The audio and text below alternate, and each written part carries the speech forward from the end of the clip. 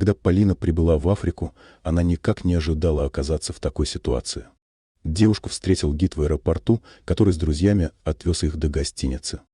Путь занял несколько часов, во время которого джип тряс и качался на каждом ухабе. Гид рассказал о местности и неоднократно предупредил, что лучше не ходить по джунглям в одиночку. Во время поездки Полина заметила большое темное пятно среди деревьев. Тень начала приближаться к девушке. Скоро стало понятно, что это огромная горилла, которая явно была недовольна нарушением своей территории. Гримаса злости и острые клыки исказили морду животного. Внезапно горилла шевельнула головой и продолжила приближаться. Полина машинально сделала шаг в сторону, но нога ее заболела. Ей вспомнилось главное правило при встрече с медведем — притвориться мертвой. Полина опустила руки и легла на землю, надеясь, что горилла потеряет к ней интерес. Закрыв глаза, она старалась дышать максимально тихо. Вскоре за девушкой послышалось хриплое дыхание. Животное медленно обошло Полину, затрагивая ее руки и ноги своими огромными лапами. Когда она случайно коснулась поврежденной лодыжки, девушка издала приглушенный стон от боли. Зверь мгновенно отдернул свою лапу и потащил Полину через плечо куда-то. Внутри девушка почувствовала, что все ее надежды рушатся.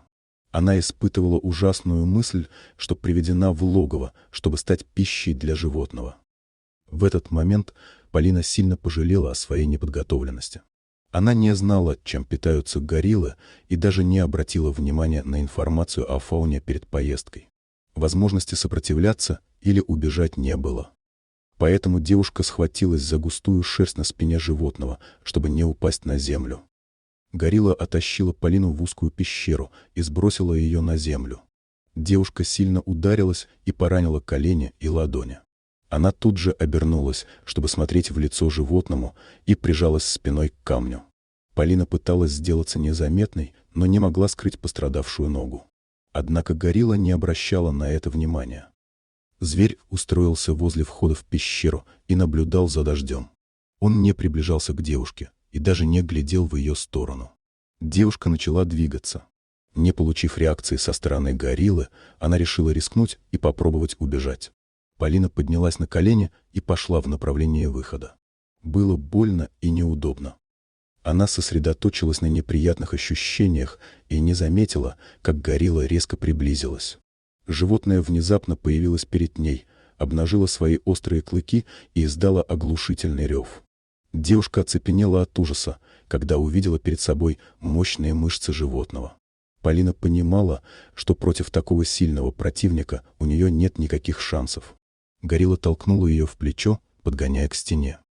Вернувшись на свое место, Полина заметила, что животное устроилось у входа и снова устремило взгляд на стену дождя. В этот момент ей пришла догадка: горилла не нападает, а спасает ее. Она перенесла девушку в безопасное и сухое место и теперь охраняет ее от возможных хищников. Никто не посмеет тронуть Полину, так как горилла не позволит. Облегченно вздохнув, девушка вспомнила о телефоне. Она проверила рюкзак, в котором все содержимое оказалось мокрым, но Полина постаралась просушить телефон. Когда аппарат загорелся сигналом, она позвонила в службу спасения и объяснила свою ситуацию. Ей попросили оставаться на месте, не выключать телефон и ждать спасателей. Горилла с интересом наблюдала за разговором, но не предъявляла агрессии. Полине захотелось отблагодарить животное, и она протянула ему свою еду. Но горилла с недоверием смотрела на хлебцы. Полина отломила кусочек и съела его, чтобы показать, что это безопасно. Животное поняло, что она предлагает ему еду, и взяло угощение. Через несколько часов спасатели нашли Полину, а ее страх перед гориллой полностью исчез. Когда животное повернулось к девушке, она накинула на плечи рюкзак. Горилла подняла Полину на плечо и вынесла ее из пещеры на поляну. Затем животное удалось от людей, растворившись между деревьев. Дорогие друзья, если вам понравился ролик, не забудьте поставить лайк, а также подписаться на наш канал, где найдете еще много интересного, и не забудьте нажать на колокольчик и оставить комментарий.